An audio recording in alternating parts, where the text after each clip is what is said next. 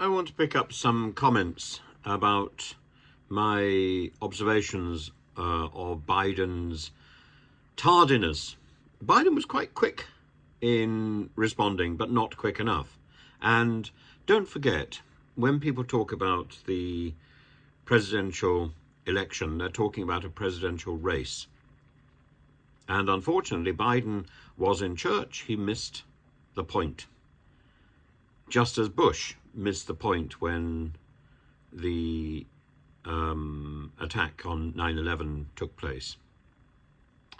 And for Bush, this wasn't in an election campaign. For Biden, it is.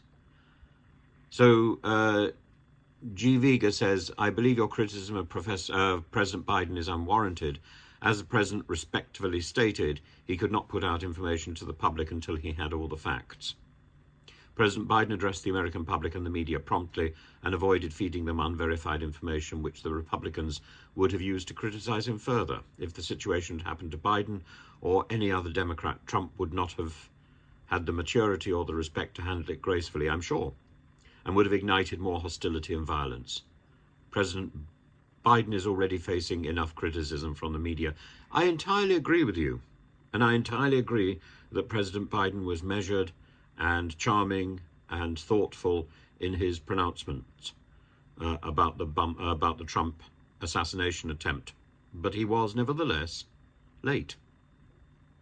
And that is the issue. In a race, it doesn't matter what your reasons are. It doesn't matter what your explanation is. It doesn't matter how good that explanation is.